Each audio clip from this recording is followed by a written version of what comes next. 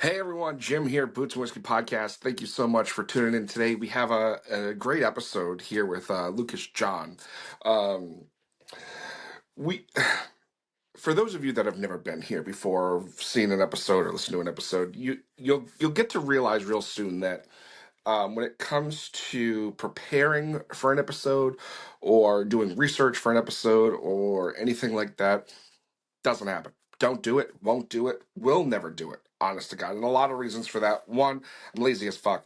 And two, um, if I know the story going in, and I've said this a million times, with my ADHD and my brain, I'm not going to give a shit what the person I'm talking to is saying. That's just me. That's how it is. Um, this is one of those episodes where I'm so glad I didn't know anything going in because I learned so much. And that's what I love about this is that how much I get to learn about somebody else. Um, and I think that's why I do it this way is because we're so enamored, right, with everything, with sound bits and clips and this and that and the other thing. And like, there's no more sitting down and having a conversation with somebody.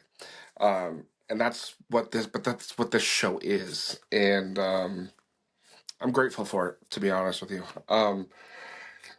There's a lot of things we get into, a lot of things.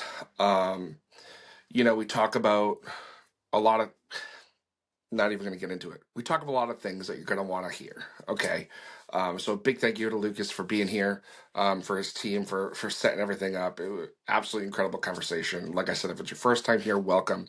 If it's not your first time here, welcome back. Um, what did we do over the weekend? We saw Ghost Towns. Ghost Towns was on the podcast last week. And we saw the last two shows for Dalton and the Sheriffs, and then we saw Whiskey Myers. Um, I wrote a blog about Dalton and the Sheriffs. If you want to go back and check that out on our website, I am going to write a review of the two shows. This week is kind of crazy. Picked up a couple of extra work shifts, so whatever. We'll get those done. We'll get those out. We do have pictures for Whiskey Myers. We want to get out. Um, that's it. That's it. This weekend, I don't think there's any shows. Christmas, no shows, obviously, for that.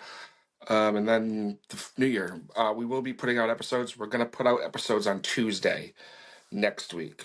Next week will be Tuesday. And then the following week, I think we're still going to do Wednesday. We're only going to do Tuesday next week because Christmas Eve is a bigger deal than New Year's Eve, if that's fair. Yeah, and that's it. What else? What else? What else? I think that's it. I think that is it. Yeah, I think that's all the housekeeping. Um, yeah. If you heard that dramatic sneeze in the background, I apologize because why would it be fucking quiet in this house ever? So yeah, that's it. We will yeah, we'll hope you enjoy the episode and we'll see you on the other side. Cheers. It's a huge thing. Oh man, ain't no thing. I'm early to everything, Yeah. so ain't no thing at all. Didn't Yeah. want to miss this. No, no. Well, I appreciate you being here. So, like I said to you a little bit ago, like this is going to be about you. I'm going to kind of let you go, tell us a little bit about who you are, and then I'm sure we'll get into the deep shit here in a little bit. Oh man. Okay. I'm Lucas. Let's start there at the bare minimum. Born and raised in Williamsburg, Virginia, all the way over on the coast. Moved to Nashville in 2011, so 14 years ago, almost 15 now. That's wild. Went to MTSU, True Blue, did that. Pardon me. Let's see. If we really want to get into it, my daddy's from New York, and his daddy was the only one out of 10 not born in Sicily, which is wild. Damn. And then, yeah, it's wild. And then my mama is from Newport News, Virginia, and her family is from Appalachia, from Roanoke, Virginia. Um, and their family had been in Virginia since like 1738. So I came from two very different parents. Yeah. Um, in two completely different musical backgrounds. Uh, Obviously, mama's side of the family from Appalachia raised me on country, and then, pardon me, and then daddy, big classic rock guy, and then of course, his family raised me on like Dean Martin, Frank Sinatra, Luciano Pavarotti, like all that stuff. So like super Yeah. a super atypical. Well, I guess typical on the Virginia side, but not typical on the uh, on the New York side of things. And then so I moved here in 2011, started writing, started playing all that stuff. Started playing downtown when I was 20, 21, 20, 20. Um, then I was out here for a while, just doing the dang thing on Broadway. Signed an indie record deal with like a brand new record label in 2019. Perfect timing. Yeah. Yeah.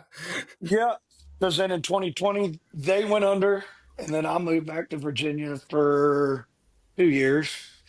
And then my buddy Frank Ray called me and said he wanted to add a second guitar player to the band. So I was out on the road with him for a year and a half. And then I decided to get off the road in May of 24. But while I was out with Frank, I got to live out a bunch of my dreams and cross off a bunch of things off the bucket list. So thanks, Frank and Oscar. Appreciate y'all. Um, got to do the Opry with Frank, did that 5 times. We were the opening band for Old Dominion on their No Bad Vibes tour in 2023 through the US and Canada. So got to play a bunch of arenas, got to do 2 nights at Red Rocks. That was incredible. Just got to do a bunch of cool things with Frank and the boys, and so I'm really grateful to them for that. Um, but I was wanting to spend some more time with my family. That year and a half was go go go go go. It was pedal to the floor the entire time, and I want to spend some more time with family, and so I've gotten to do that since May of last year. But I put my own band together, um, and we've been go go go since Yeah. since May of 24.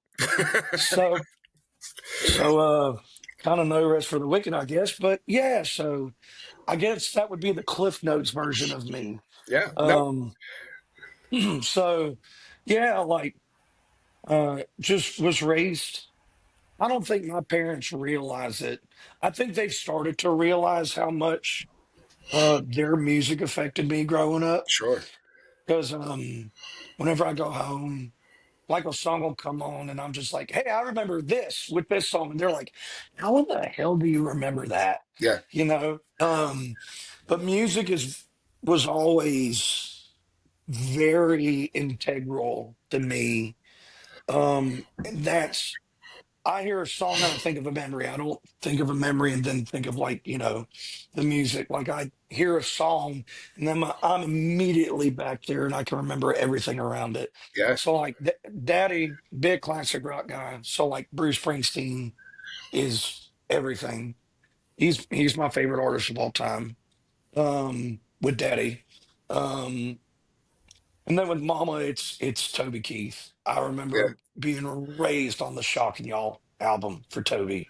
That was that was like everything. And then James Taylor, Jimmy Buffett, Garth Brooks, No Fences was a big album with her. And then of course, because my folks split when I was 8, uh, I guess that New York and Appalachia thing really came into play.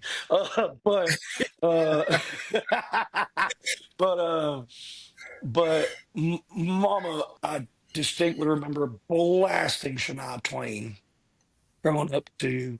There's a specific memory that I have. Before I started playing guitar, I actually did musical theater from like second grade Yeah. because it was the only way I could get on stage and sing. Right. Um, so at my small school, I was in musical theater since like second grade. And I did okay. I wasn't a great actor, but my voice helped. Um, but the college in my hometown, William and Mary, they did a production of The Music Man, and I was Winthrop, the kid with the lisp, um, which that was a fun time. And sometimes I'd forget about it, and I'd be at school.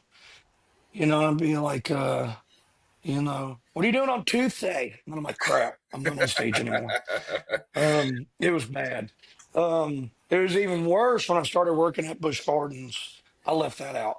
Sophomore year of high school through senior year of high school, I was a singer and guitar player at Busch Gardens, which is a theme park in my hometown. Yeah. Um, I did all sorts of shows there. That's really what helped me cut my teeth and get me ready for Nashville. Because I mean, I did 6 shows a day, 5, 6 days a week. I think I did the math, and it was like I did between sophomore and senior year, I did like over 1,000 shows. Damn. And it was all different stuff, right? Because Busch Gardens, it's Europe themed. So it's like there's England, there's Ireland, there's Italy, there's Germany, there's France. And when I was working at Busch Gardens, the first year I was there, I was playing jazz guitar for an Italian octet. And I've been playing guitar for 2 years. And I've just been playing rock songs. Like I was playing Cheap Trick. Right. And then they had me doing walking bass lines. And I had 3 days to figure it out. I was like, okay, well, here goes nothing. So thank God I figured it out by the grace of God. And then they had me in a country trio. But then the big thing was that my senior year, I was in this Irish band. So I had to have an Irish accent. That's funny whenever I was off stage and I forgot about it. Yeah. Because I get home to mama and she'd be like, what do you want for dinner? I'm like, oh, I don't know. I'm thinking that I'd like a steak or something like that. And then she'd be like, Luke, you're not at work. Turn it off. And I'm like, oh, damn, sorry. I forgot. Because I had to talk in it all day long. Right. And right next to us was a Irish dance show. So to keep up with the accent, I would hang out with them all the time so that I could just be around it and hear Yeah. it. And so yeah, it was hard to turn it off. But anyway, so like um musical theater all through to get started, and with Shania Twain, I did land the plane and I figured out where I was. Um there's a specific memory after one of the shows of the Music Man. There was a big snowstorm that came through Virginia. It was weird. It's like 6 inches of snow. And we get in the car. My little brother's in the back seat. I'm in the front seat. Mama turns on her little Volvo sports car. And man, I feel like a woman kicks off. And of course, her being her, she flips her hair and she said, let's go, girls. And threw her hand up and hit the sunroof button. And 6 inches of snow came dumping through the sunroof right on top of us. Like when I think of man, I feel like a woman. I think about getting a deep freeze in the front seat of a Volvo car. Like it's just little things like that. And my parents are really starting to figure out like that I was super tuned into music from a very young Yeah. age. Um and all my memories kind of they are the epicenter of my memories is music, and then everything kind of ripples after that. Yeah. I mean, It's wild. that is a hell of a story, and look, there's a lot to unpack there. So Well, we got time. let's unpack it a little bit. So I'm gonna go back to the Opry stuff, right? Because Okay. I'm a big Opry guy. Like I think, Yeah. Oh right? yeah. Like Who isn't? right. To me, the Opry is like if you've gotten to play the Opry for whatever reason, even as a solo artist, as a in the backup band, whatever, right? Like to me, you've made it, right? Yeah. That might be a little cliche and a little, No. but No. like you've made it, right? If you're a country music fan, I think that should be on your bucket list. Right. Right. You know. Now, when you play it, right? You said you've played it 5 times. Does Hmm. it ever Old? No. get right? Yeah. No. No, right. dude, I will be straight up honest with you. The first time we played it, um, I think I would have shit my pants. I almost did. Um, so so at that time, um, like I've worn cowboy boots, boots and whiskey, tying everything in. You know, I I've like it. worn boots since I was like 13 or 14.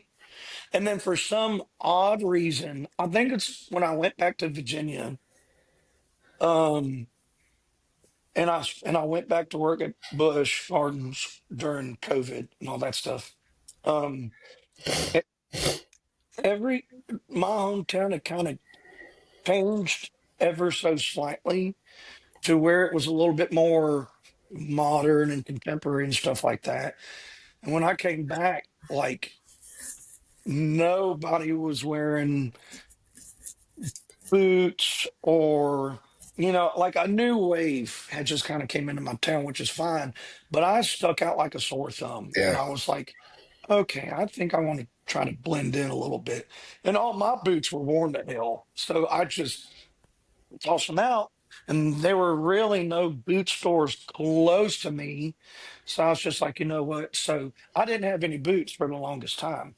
Then the first time we played the Opry, I was like, well, I don't have any boots. So like I was wearing like nice shirt, jeans, and I had high top Vans. And Frank looks at me and he was like, dude, you can't do this. I'm like, I know, but I don't have boots. And he's like, here. And he had an extra pair and tossed me an extra pair. So I had those on. I was good to go. We walk out on stage and I almost lost it, I bet. right? Because um, the year before, um, we played outside the Opry, right on the stage, like outside in the quad or whatever. And I told my nanny, my grandma, I call her Nanny and Pop Pop. Um, but I told Nanny, I was like, I'm going back to Nashville and we're playing at the Opry. And she freaked out, right? Because that's one from Appalachia. And she was like, I grew up listening to that on the radio. Like she was freaking out. And then that next year, before we played the Opry, she passed away. She was my best girl. It was really hard. So then when we got to get on the stage, it was like that whole thing. Like I was remembering growing up with her and hearing Waylon Jennings for the first time and hearing Yeah, George Jones for the first time. And it was wild. I also remember the first time I heard Waylon, she was like, he was such a cutie back in the day. And I'm like, Nanny, stop. This is weird. But um, so like in honor of her, when I got on stage, first off, I started freaking out and I was like, you have to keep it together. You have to keep it together. And so then when they were like, all right, time for guitar sound check, I played Only Daddy That'll Walk the Line, which is the first song I ever heard by Waylon Jennings with my nanny. oh, Right? Like just bringing back everything. yeah, Um, and uh, and Frank looked at me and he was like, you want to step in the circle? I was like, not yet. yeah. He's like, when? And I said, when I do the guitar solo for Streetlights, which for his song Streetlights, it's this big flamenco guitar solo. Like it's a really cool guitar solo. Um, I think it was Brian Sutton that played it. So like Brian Sutton doing an acoustic solo is already top tier. So he was like, all right, I'll bring you over to the circle when that solo happens. And one of my friends was in the audience and they got a video of me walking to the circle. And I didn't step one foot into that circle until I started playing the solo. And then Frank said, welcome to the circle for the first time ever, Mr. Lucas John. And Oh, I was holding it together. I had to close my eyes. I did not look at anybody. Like in the video, I'm just standing there like like Yngwie Malmsteen, just going at it. Step out of the circle. That was the last song in the set. I step off stage. Like I get one step past the podium and I bawled my eyes out for about 10 minutes. I would have I'm too. not, I have no shame, Dude, no just shame in just saying you that. telling that story, I've got fucking goosebumps. I can believe. Well, I appreciate that. But yeah, like I bawled my eyes out. And And a friend of mine was there and she came backstage and she was like, "Oh my God." And I'm like, "I'm sorry. I, I, it, she was like, "Calm down. It's okay. It's okay." And then Riley Mao was there taking photos for Frank. And he walked back. He was like, "Dude, I got this epic picture of you." And he showed me a picture in the circle soloing. And I started crying again. Yeah. And my friend was like, "Dang it, Riley, we just calmed him down."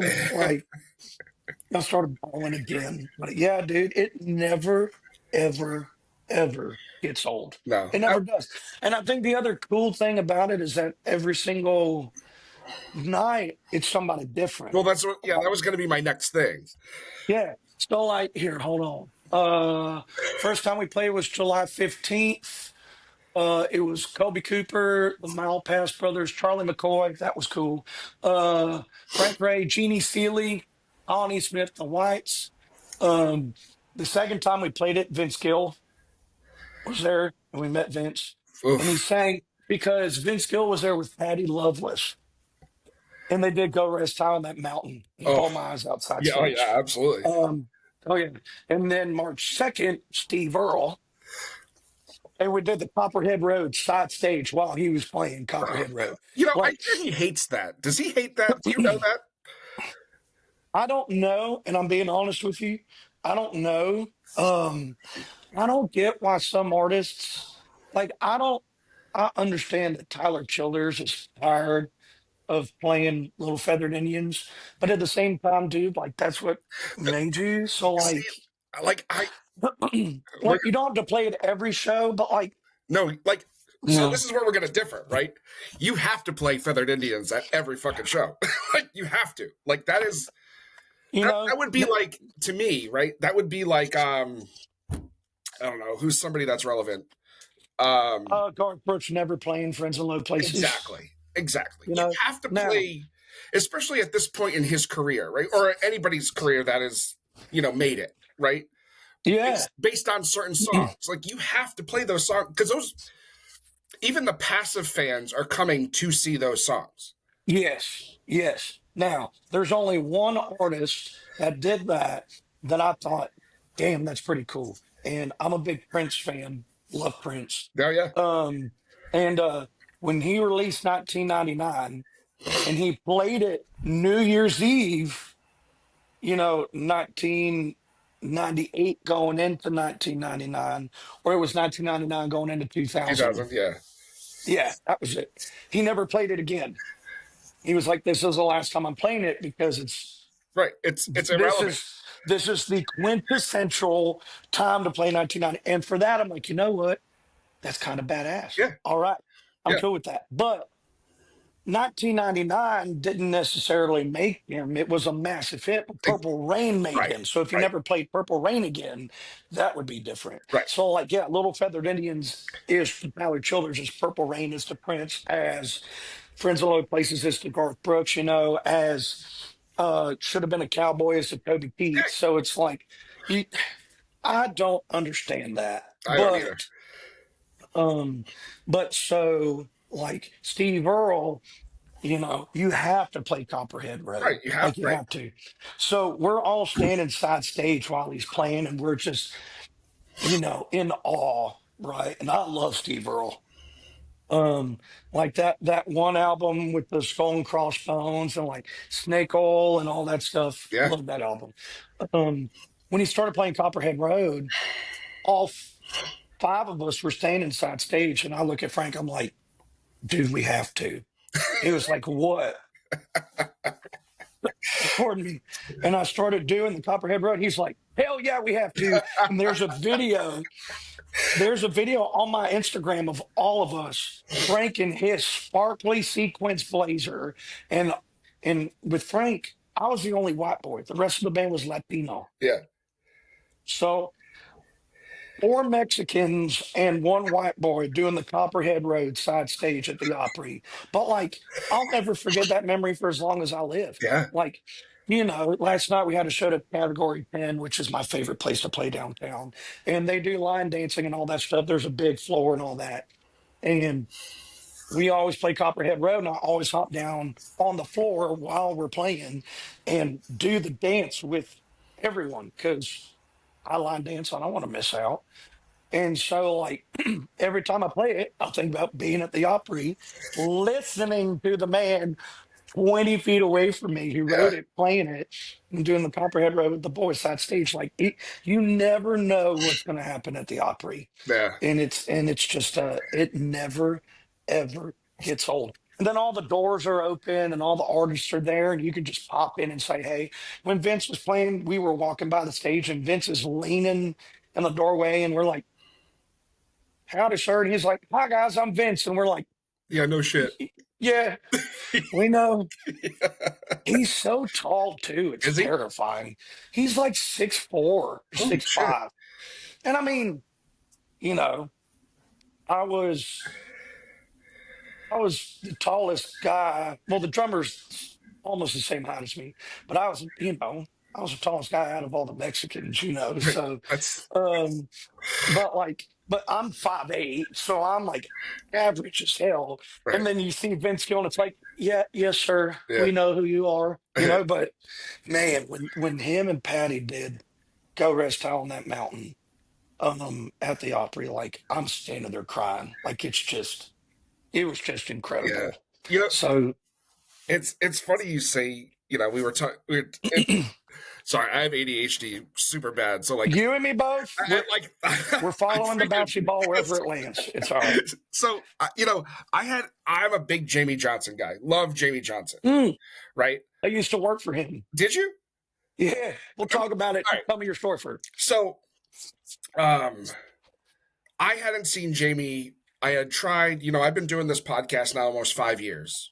Congratulations. Thanks. That's And awesome, dude. and like we cover shows. We go to everything and everything we can. Hmm. And Jamie usually plays here once a year at a venue called Indian Ranch. It's outside, it's small, it's at a campground. They do like daytime shows. It's fucking Okay. awesome, right? Okay.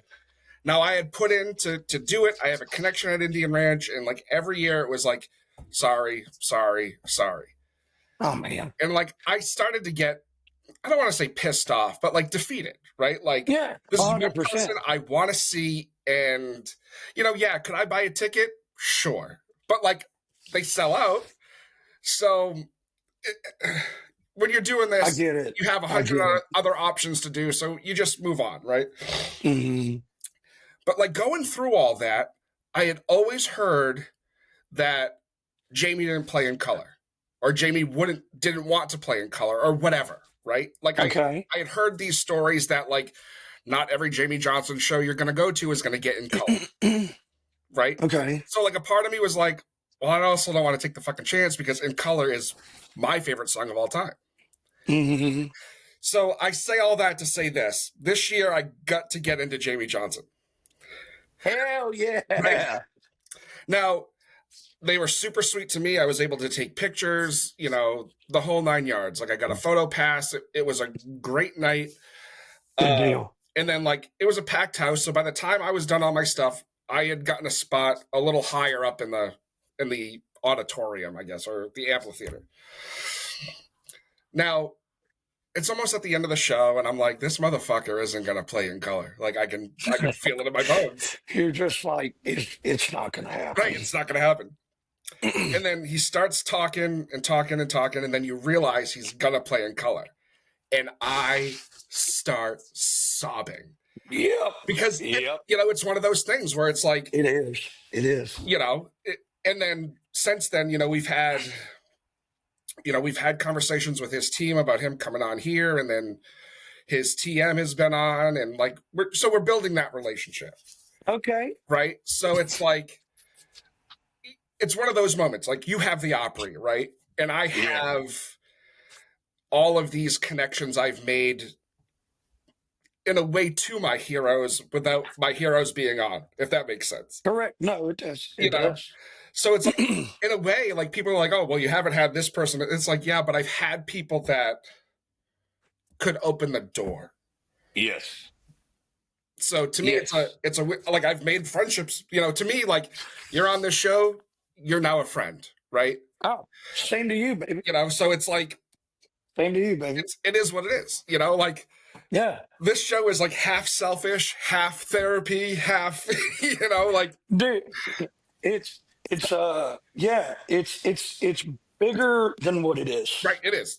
It is, and like I had put out a post on my personal Facebook the other day where it was like I had gotten the Spotify numbers for the podcast for 2025, Mm, and I almost shit my pants because to me, like this is it's not a nothing podcast, but to me, it's like I don't do it for the numbers. I do it for myself, and I know that's selfish, right?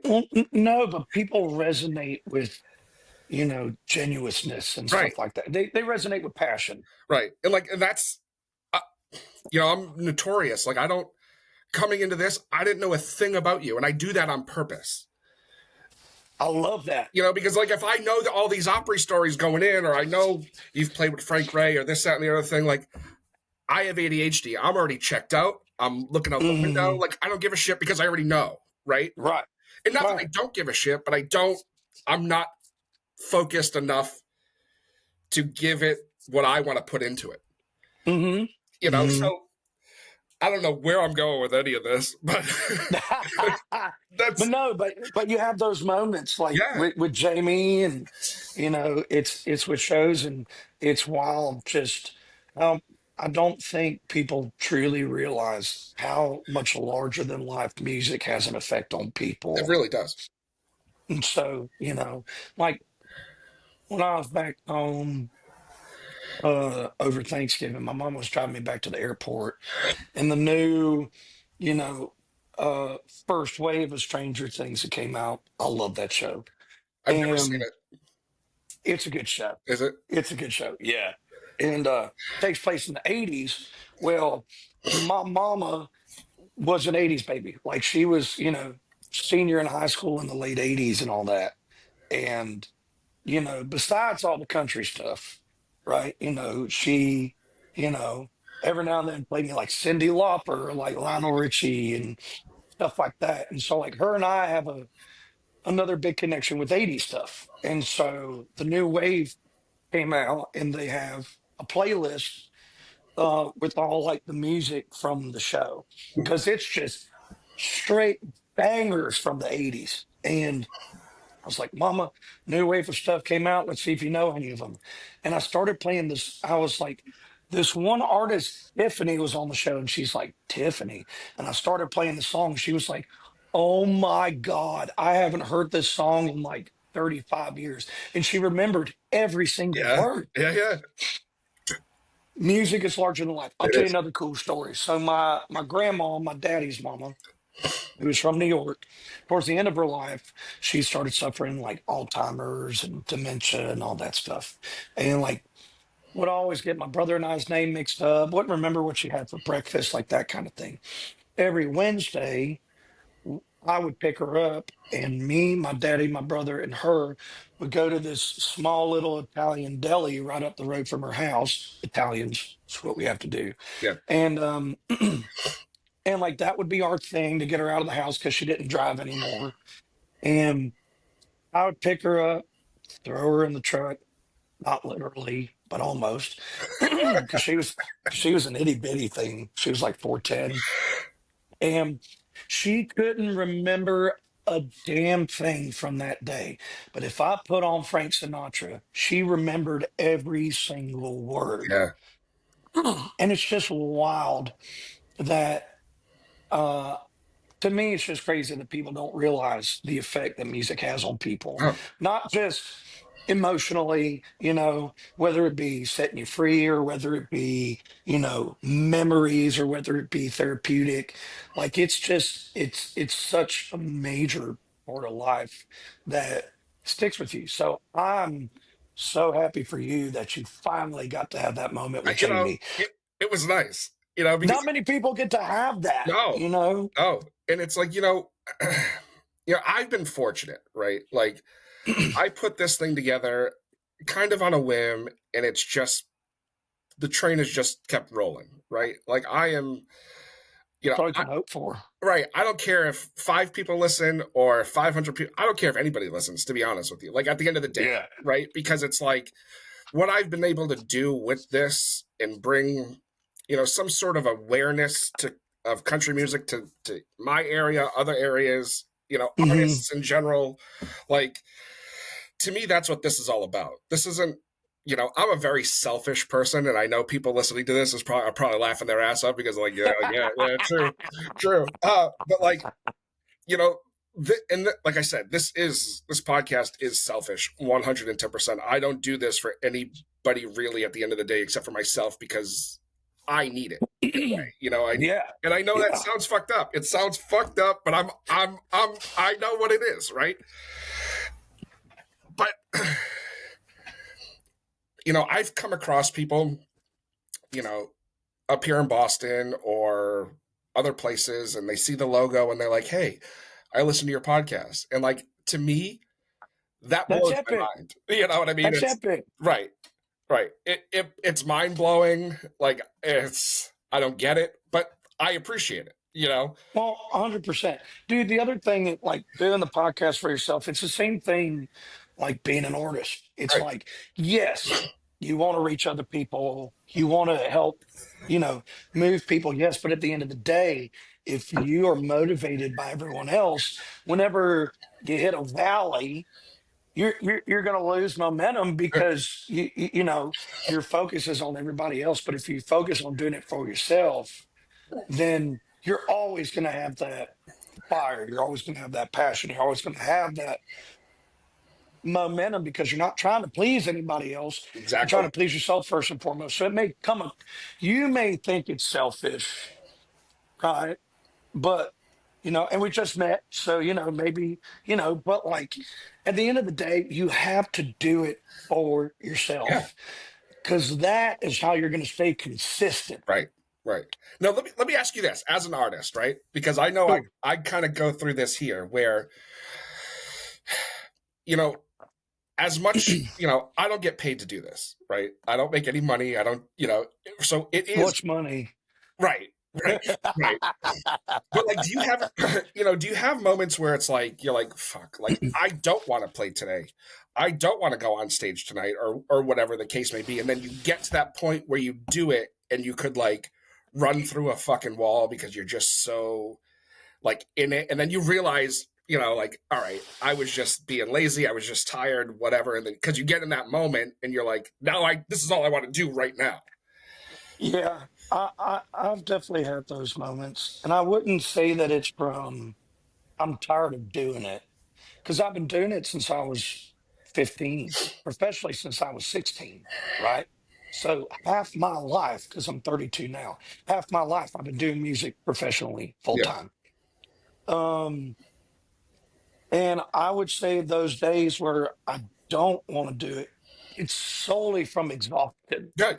Just because I'm like, holy crap, dude. Like I played until 2 a.m. last night. I got home, I was wired. I stayed up till 4 because I was starving and I needed to decompress. And then I'm up and I have a show at 10 a.m. Like it's just from pure exhaustion. But then the minute that I get to the venue and the minute my boys show up, the boys in my band, they're all my best friends. The minute I get there and we start setting up, it's like, I'm happy I got out of bed, Yeah, you know? yeah, And then whether my voice is shot or whether there's nobody at the show because it's cold as hell in Nashville and nobody's up because they're hungover from Friday night, like I'm still like, I wouldn't want to be anywhere else. yeah, But the times that I do, yeah, I mean, I've definitely been there, but it's purely from just exhaustion. yeah. It's not from, I want to play my guitar today, Right, right. but Now, I guess on the flip side, right? Like this is gonna probably sound wild, right? But for what you've been able to do in your career and all that stuff, and now being your own entity and your own, thing, Mhm. how much of that shift, we talked about you, playing with Frank and opening for Old Dominion and doing all these things, right? Mhm. Granted, that wasn't, your thing, right? Oh no, that was Frank. But like, as an artist, just even as a guitar player, whatever, right? Does it kind of fuck with you mentally where you go from like, all right, I'm playing arenas and I'm playing the Opry, I'm doing all these things, and almost, I don't want to say going back to square one and I was playing. about to say going backwards.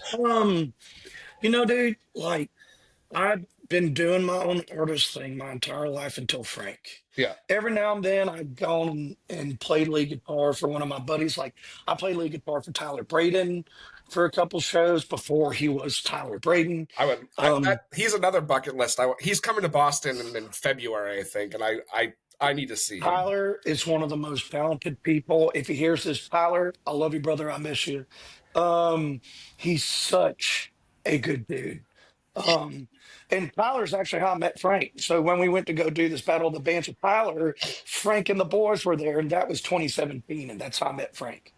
Um, but like, and then my buddy Stephen Paul, um, and he was down here. If you hear a dog, I'm sorry. It's somebody can't keep their dog together outside of my apartment complex. Um, but um, but so I had done my own thing for so long, and then every now and then been the side guy. The coolest thing about playing with Frank was that Frank knew that I'm an artist first and foremost. Right, But when I got there, Frank and his manager Oscar, they looked at me and they said, "Dude, we know how you are on stage."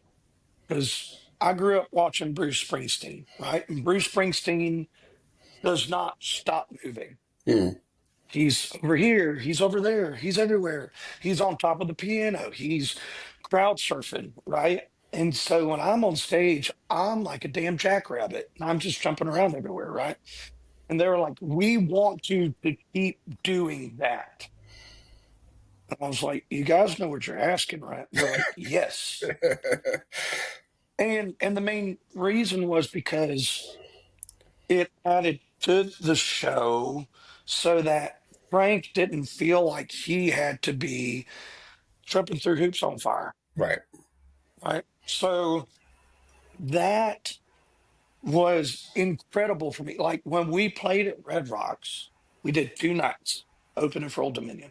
And Whiskey Jam was sponsoring the opening bands. Lord, love you. Um, and so Frank Ray's band, we were the house band for all the openers. So it was Graylin James, Graylin Buddy, love you, miss you. Cassie Ashton, that's my girl. I love that girl. And then it was Frank. When we got on stage with Frank, like we did a little bit of a costume change. I had this wild bandana with like a sugar skull on it, the whole nine. And I'd be jumping around. After the first night, Frank's manager, Oscar, pulled me up and said, "Dude, tomorrow night, I need 10% more." And I'm like, "How?" Like I'm already spinning, jumping, all this stuff. And he's like, "I need 10% more." And I had twisted my ankle on one of the jumps that night. And I was like, "Well, hell, I need to figure this out." So the next morning, I went to Walgreens. I got sports tape. I wrapped up my ankle. Pardon me. I was like, "Okay, I don't know what I'm going to do, but I'm going to do something." So then I'm jumping around, jumping around, jumping around. We get to Country Look Good on You, which was Frank's, big hit. And I'm standing in the middle of the stage looking up at a sold out show.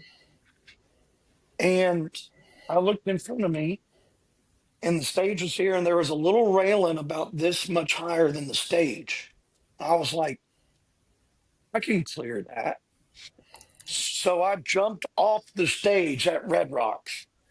And I literally like there was this, down chorus, and then there's this big drum fill, and then the whole band comes in. I was like, "You just gotta time it. You just gotta time it." So it's on my Instagram. I think it is anyway. I run massive leap in the air and I land, and there's a drop, right? There's like a 5 or 6 foot drop, and I land on the ground right as the drop hits, and the crowd goes nuts and like all this stuff. And then the funny thing is that I forgot that they don't have stairs to get back up onto the stage. So I had to run the entire front of the stage, and I was giving everybody high fives the entire time. And then I had to run, dive underneath a stanchion to get back up on stage because there weren't any steps and I couldn't jump back up. Um, so that was wild. But like the cool thing was that yes, I was a side guy, but Frank allowed me to still be myself, just not the front man. Right. Um, Now to get off of those stages in that tour and then go back to Broadway, I I I didn't see it as going backwards for the sole purpose of I'm the front man again. Right. You know, Right.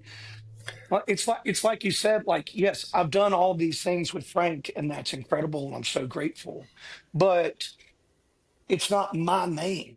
It was Right. Frank's name. So I need to go back and I need to build up my name again. Sure. Because in Nashville, if you leave town for 6 months, you basically have to start all over again when you get back, unless you're like, Morgan Wallen's lead guitar player, Right. or like Luke Combs' band, Right. right? Right. So like for me, it was like, you know what, uh this is not going backwards. This is just starting fresh. Nice. Yeah. And you know, I'm, you know, I'm just so grateful that it's just worked out that way.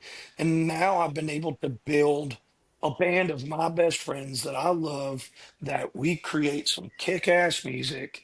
And I'm able to start building the fan base that I want to build. Yeah. So, was it kind of weird the first show going back to play at Whiskey Row after, we just did Red Rocks? Yeah, that was a little weird. I was just like, okay, this is, different. But no, not backwards. I was just like, you know what? This is for you now. Right. Right. This is, this isn't for Frank anymore. This is for you. Yeah. So I've just really tried to capitalize on this is my time now, Yeah. and it's been super cool. Like we got to play Bridgestone Arena twice during the Predators games. We did one January, and then we did one last month in November, and like it's it's been going really well, and I'm super grateful to everybody that's been supporting us and everybody that's continued to book us. Um, just because like it's been a really great building year, and it's just given me a lot of hope and inspiration from coming off such a big tour Yeah. to going back to doing my own thing again. Right. It's like, okay, now I've seen what it can be. So now that I know that I could do that as a lead guitar player, I'm like, well, then I can do it as the front man, Right. you And know? you see it all the time where it's like, some of these, bigger artists, I say bigger, but like artists that people would know, right, have a backstory of kind of like where you've come from, where, Keith Urban played lead guitar for Brooks and Dunn for 10 years. right, right. There's all those stories that people don't have no idea, right? Yeah. So it doesn't matter what you've done, and not in a bad way, but No, you're not going to hurt my feelings. No. It doesn't matter that you're Frank Ray's guitar player. What matters now is that you're doing your thing as your entity and building it, that way. And it's The way I want to, right, yeah. right. And Yeah. it sounds good too. Well, thank you. Right? Yeah, no, it's been the biggest blessing. Like having my band, that has been the most, that's been the catalyst, Yeah. right? Because like when I was playing downtown before, yeah, I had like my usual guys, but it wasn't set in stone. But now, like, let's say like bass player can't make a show, like he's pissed that he can't be there, right? And it's Lucas, John, and the Delinquents, and it's my band, and it's my best friend of 14 years on lead guitar. Michael Pasculi on bass, who's become one of my best friends, and then Will White on drums, who's also become one of my brothers in this world. And we're playing every single, anytime that I have a full band show, it's them, minus the one random time that I co-front with somebody. Right. Like it's them. And we all, in some way, we were all raised extremely different, but we're all cut from the same cloth. It's kind of like a quilt, okay? I promise you it's going to make sense, right? So like a quilt, like if Nanny made a quilt, there's going to be a bunch of different looking patches, Yeah. right? Yeah. But they're all stitched together and there's continuity and they all work together to create this beautiful thing, Right. right? And that's my guys, Yeah. right? Like Seth, he was born and raised in BFE, Illinois, and he was raised on the Eagles and like 90s country, right? Massive NASCAR fan, like the whole nine. Will looks like he should have been in a White Snake cover band. He's got, dude, I'm not even joking. Like he's got the long blonde hair, he's got the rings, he's got, the skinny jeans and like the loose t-shirt hanging off the shoulder. Like literally, he looks like he should be in a White Snake cover band. And he's from upper Indiana, like pretty close to Chicago. And he was big blues guy. But his daddy raised him on classic rock as well, and he's also a big jazz guy. And then Michael is from Long Island, New York, and he was on tour with a metal band, like opening for Seven Dust. No shit. Right? Yeah. Huh. But he also went to music school like Will did. So like he's, into everything complicated. But he also is a big classic rock guy. So we all have that classic rock Yeah. foundation in a sense. But like whenever we go to do Fly Like an Eagle by Steve Miller Band, like we turn it into a jam. Yeah. And so like we all trade solos. Michael takes a bass solo, Will takes a drum solo, Seth takes a guitar solo, I take a guitar solo, and we all we all love music, not just start the song, end the song. Right. We're all like, what could we do with this song to make it cool? And we just love playing together and we just love letting music be music. So that's where those patches from the quilt, it's like, yeah, like I didn't go to music school. I mean, I did, but I didn't go to music school. I went to recording industry school.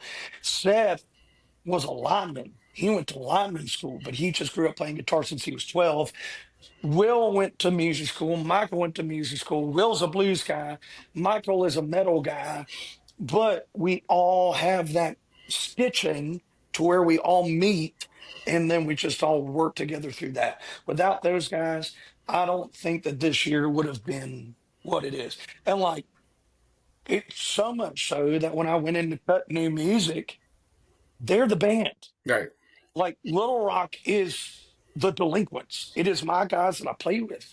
And the main reason I did that was because I come from the old school, classic rock side of things to where it's like Bruce Springsteen took the E Street Band into the studio Right. to do that. And I was like, when people hear my songs, and they come to see the show live, I want them to be like, sounds just like the record or better, right? Like I want them to hear the integrity and hear the same people playing it. Yeah. And like on all these songs, like we got into the studio with, it's really kind of a funny story. Our sound man, we played at Dirk Bentley's Whiskey Row for going on 2 years now, every Saturday morning. And our sound guy, Jared Stong, we love him. He's like the fifth member of the band, right? It's like the one dude from the Beatles. He's like the fifth Beatle, right? I'm not calling this the Beatles because that's kind of pretentious, but I'm just saying the metaphor, right? The simile. Because Will is definitely a better drummer than Ringo. But anyway, so It's true. when the band started talking about getting into the studio, and Jared, like when he moved here from Philly, he's like, I'm not doing country. And he looked at us and he was like, I'll produce you guys. I was like, send me some of your stuff. Let me hear you. And I really loved what he did because he just let the music speak. And I'm like, that's what I want.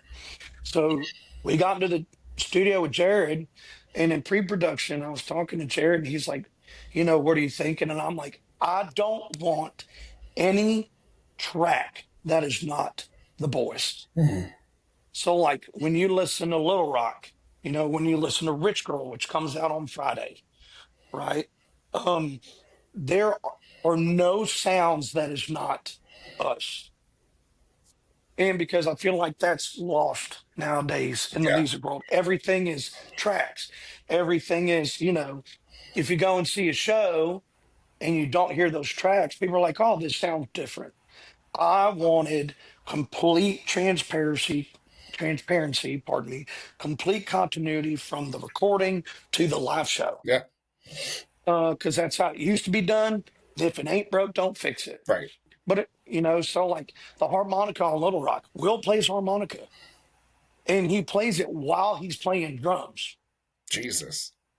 Yeah, he's a talented little shit. It Yeah. pisses me off. But anyway, but it's like in the best way. But it's like when you hear Little Rock live, it's the same tracks as when we recorded it.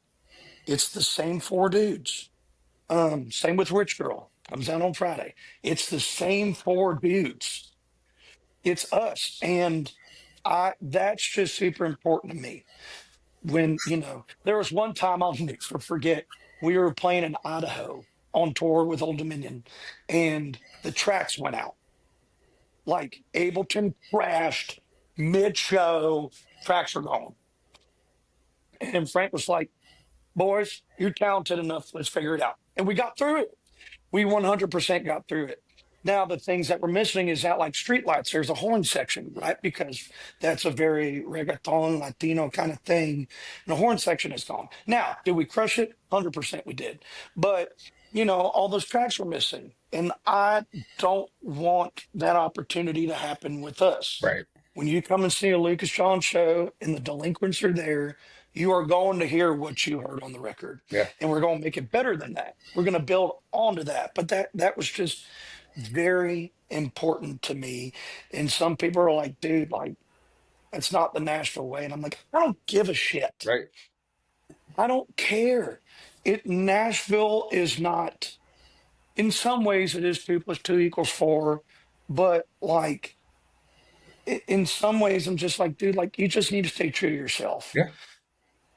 So and that's why I was like, we're going to make these songs sound sick with just the four of us. Yeah. And by God, in my opinion, if we haven't done that, because like I just want to get into the studio and make music that I'm proud of, doing it for me, circle back to that. Like, Yeah. I want to make music that I'm like, man, that sounds like something I grew up on. Right. And without those boys, like, I wouldn't have been able to do that. I could have gotten into the studio with the A-listers like everybody else does. And like, you can create incredible music from that. It's Yeah. been done. It's been done. But I wanted to get in with my band because I know that you can't replicate chemistry. You know, And so you can't. you can't. So like, I got in there with the boys, and we've just been rocking out. And so like, that's also helped over the last year and a half of transitioning from, side guy back to a front man, having that band. Like, that's something I would tell any artist. It's like, get a band, keep them, do whatever you need to do to keep them, because those are the guys that are going to, if you can find people that believe in your music and they play an instrument and they are good, you don't need the best. I think my guys are the best, but that's because I'm biased. But like, you need to find the best fit for you and people that invest in you and believe in you.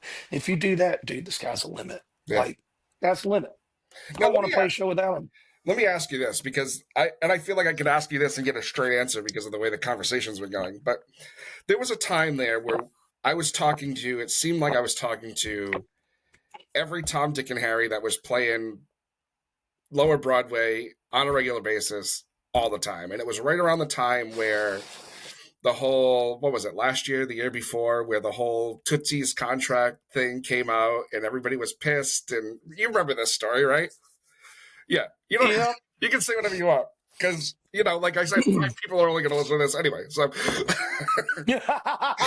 um, Yeah, and then with my luck, this one is going to go viral, and then everybody's going to hear about it. that would make me have to do a lot more work than I'm willing to do.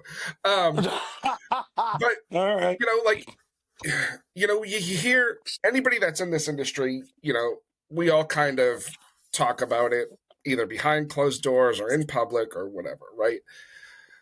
About the lower Broadway scene. Now, for somebody that's there, do you have obviously you have your places you play regularly, right? Mhm. You have places that if you had the choice, I'm going to play here every night of the week, that's what I'm going to do. Or do you have places that on lower Broadway that you haven't played that you wouldn't mind playing, or want to? You don't have to name names if you don't want to, but Oh, like, I'll name names. I love ripping my people.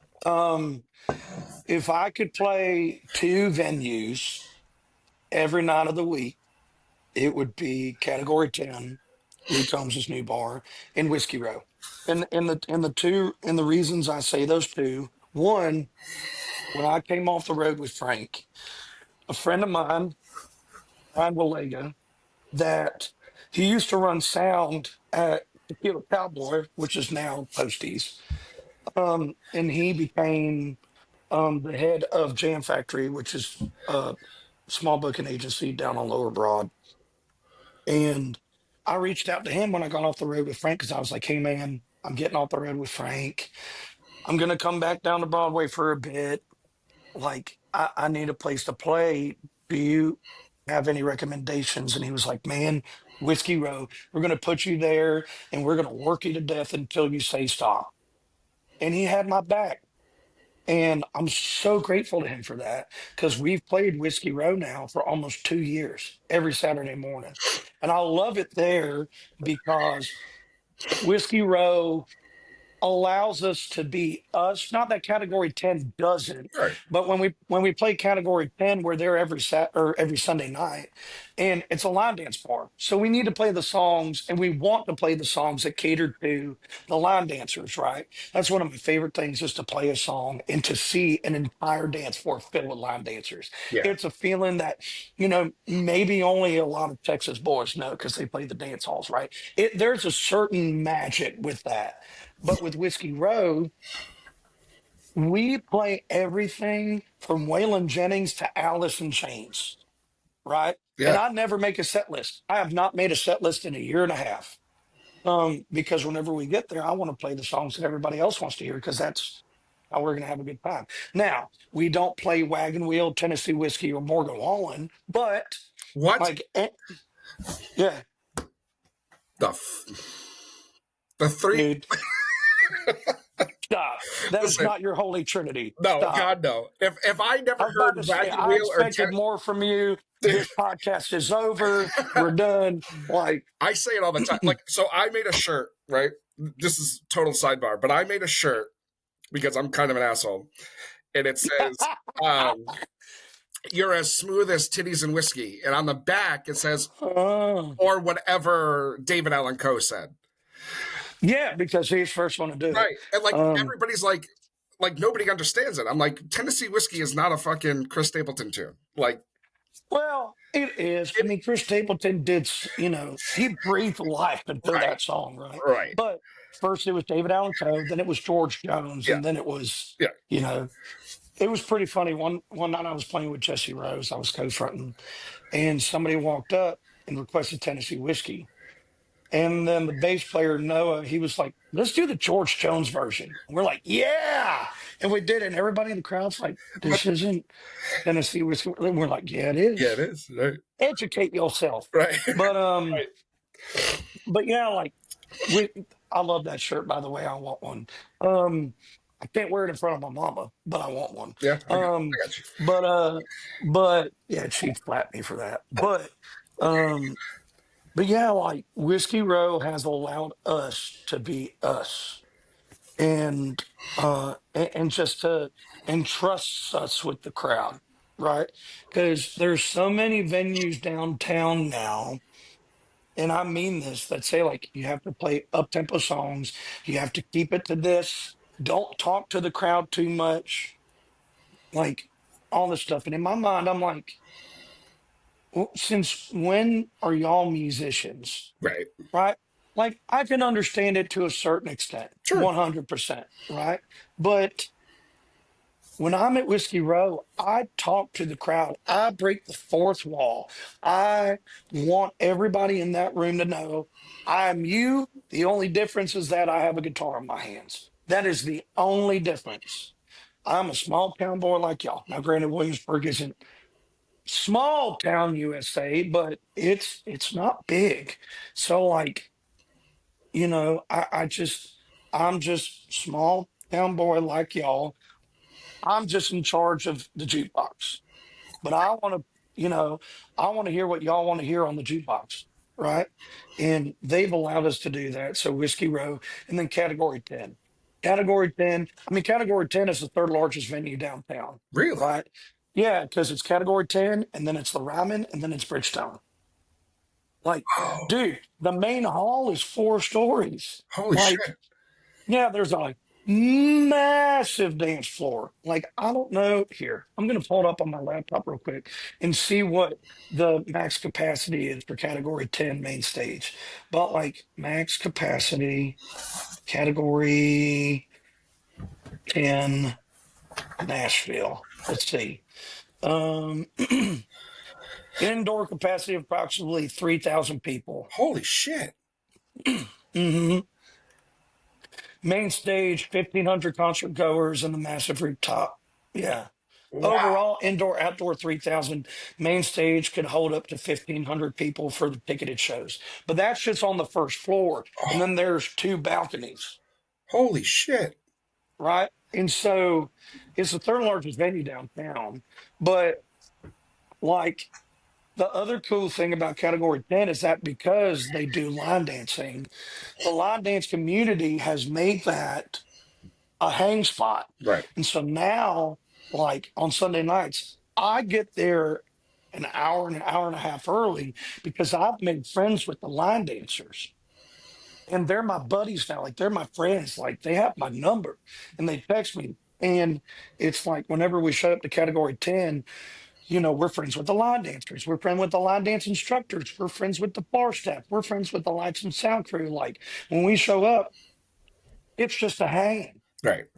And then I'll hop off the stage and line dance with everybody because when I was in college, I went line dancing 3 nights a week.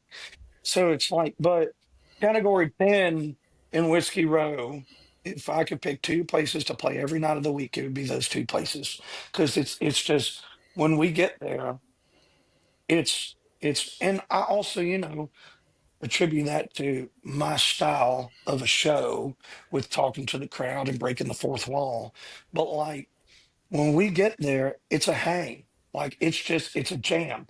It's an experience. Right. They allow us to be us. When we play Purple Rain at Category 10, because the Category 10 they have this massive LED show with lights that drop down and like all this stuff, and they have massive LED screens, and it's the sound crew. They'll be like, "Dude, can you play Purple Rain tonight?" I'm like, "Yeah, we'll save that for the last song." When we play Purple Rain, it's a 10-minute version of Purple Rain, and the whole entire room is purple. Like they have like purple, like they have raindrops going back on the LED screens. The lights will be dropping and moving, and it's purple and it's flashing and everything, and it's a whole experience. And it's just like, for me, performing it, that just takes me to a whole nother universe because then I can experience everything. Like I'm sitting in my room, and imagining like how I want it to look like. Like it's just an experience. So yeah. For the short answer to your question, Whiskey Row and Category 10, those two places. I've already told people like I want to get my band out on the road. That's the goal for next year is trying to get them out on the road Thursday, Friday, Saturday. But I've told people, I'm like, but we need to be back in town Sunday at 2 p.m. to play at Category 10 for our closing shift because that's one show that I just don't want to miss. Because it's almost like being out on tour with the way that we've just made such good friends with the Lights and Sound Right. crew, and they're just so talented and phenomenal. And they know my show now. So it's almost like being out on tour for an arena show Yeah.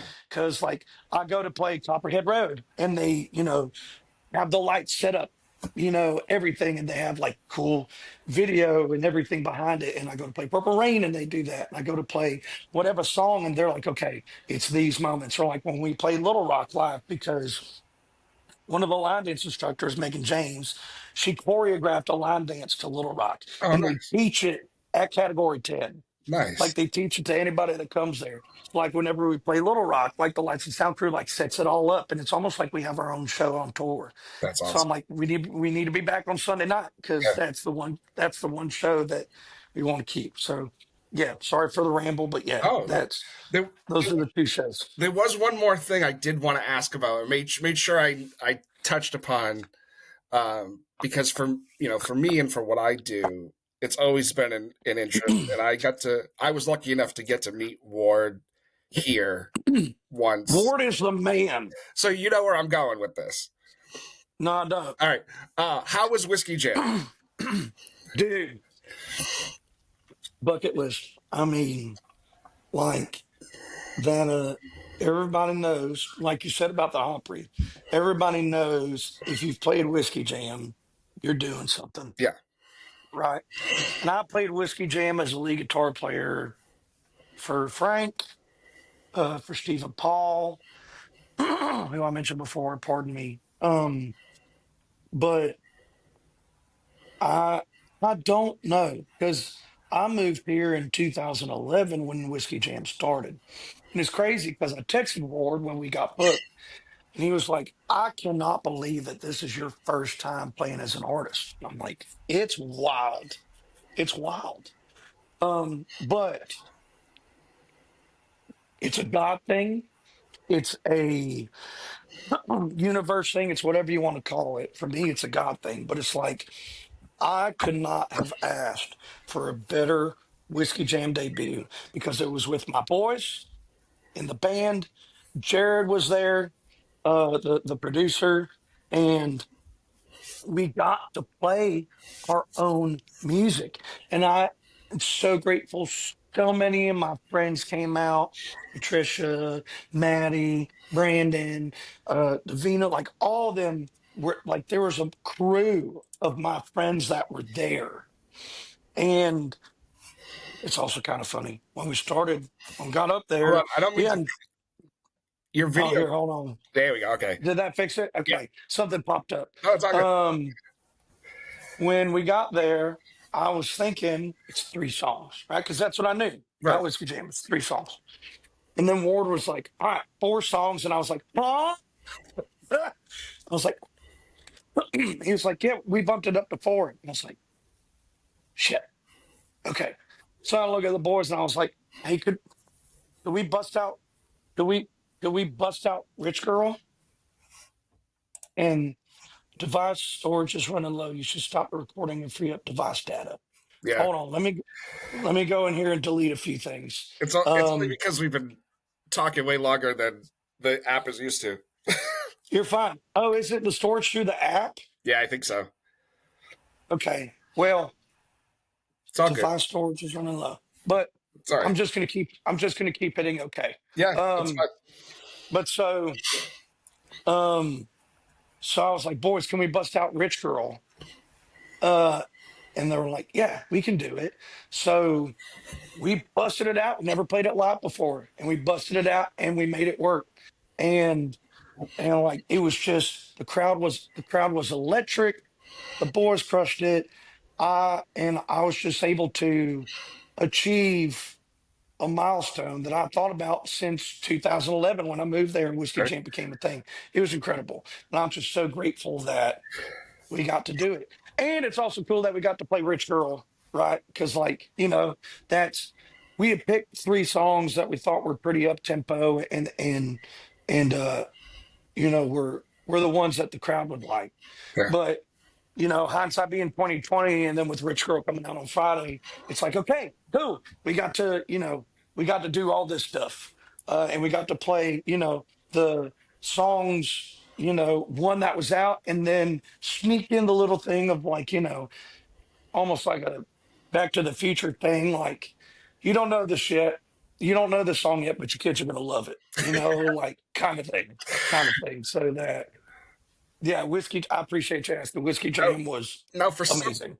for somebody who has played it in both situations, right? Do you prefer it in the loser days, or is it forget about setup and notoriety and all that, right? The loser days rather than what is it? A whiskey row now. It's a Whiskey Row now. Now, I what's the obviously Whiskey Row is a much bigger venue, right? But like, how different is the feel? so I would say the feel's the same, Okay, right? Like Whiskey Jam is is not a you know it's not a location. It's grown to something way bigger than that. Now, of course, as somebody that's been here for so long, like I miss the losers days just because that's what I grew up with, right. right? But just because it's not at losers anymore does not mean that the feel or the integrity or anything has changed. And that's not me being political or, like trying to placate a certain answer. Like I will say, I miss the losers days. Right. Like, and not for anything, but because like that's what I grew up with. Like that's what I knew. Right. But the feel is the same. The integrity is the same. The magic and the electricity is the same. So that hasn't changed, right? But us locals were like, we do miss the losers days, but Whiskey Jam has grown so much bigger than that now.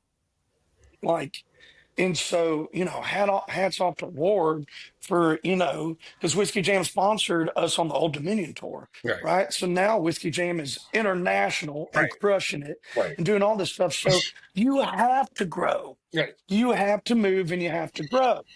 But and hats off to him for like taking it to where he's taking it. But short answer, yes, I miss the Whiskey Jam days. Has it changed? No. It is the electricity, the magic is still the same. And the only reason I miss the losers days is for nostalgia. Yeah. That's that's the only reason. Well, I could talk to you for the rest of the day, but I don't want to lose any of the shit we've done. No. But we will do this again for sure. Okay. I love Because that. and like that's the other part of the, like what I was talking about earlier, where there's some days where like I get up and I'm just like, I don't have it today. And a lot of it is because, and this sounds fucking dick, but you don't me not doing my homework is on me, right? But me not doing my homework also is like the fear of the unknown. Because I've had people on here where it's like, I like, is this over yet? Right. And then there's guys Right. there's guys like you where it's like, oh shit, it's been an hour and 15 minutes. And I feel like we just started. No, yeah. 100%. It allows for magic and moments when you Yeah. there is a strategy. There Don't is. let anybody tell you there's not. yeah. I'm gonna tell myself there's not, but that's fine. Yeah, whatever you need, But no, I appreciate you having me, man. This has been a blast. Yeah, and like if I haven't been to Nashville now in, oh my god, it's been almost 8 years, but I hopefully in 26 will get down there. Dude, when you get here, if you don't hit me up, I'll be pissed. I know I will. Right? I definitely Okay. will. What I'm gonna do is I for some reason I wasn't following you on Instagram until last night, and I'm following you back now. right, I'm following you back. so I'll just shoot you. I'll shoot you a message and send you my number so that you can have it. Please do. Perfect. And Perfect. but yeah, we'll and if you ever get up here before I get to there, just holler. Oh yeah. We'll hit up Luke's and get a lobster roll. Yeah. Oh, you can have that. I'll just drink. I'm the worst New Englander in the world. Like, I hate seafood. But okay, fair enough. whatever. Well, we can hit up a bar too. We can Sounds get a good. whiskey. That's fine with me. I'll drink. That's Hell yeah. what I'm good at. Absolutely. All right, man. Well, I will. We'll talk soon, and Yes, sir. you're killing it, and just keep fucking rocking and rolling, man. I appreciate it, man. That's Yeah, the man. plan. Absolutely. Thanks again, See you, brother. bud. Be safe. Well, there you have it, everyone. Our conversation with Lucas John again. Lucas, thank you so much for being here. It was an honor to get to know you and chat in the whole 9 yards. So, everybody else, thank you for being here. That's it. That's it. We'll see you next week. Hopefully, you have a great weekend, and we'll see you on the flip side. Cheers, guys.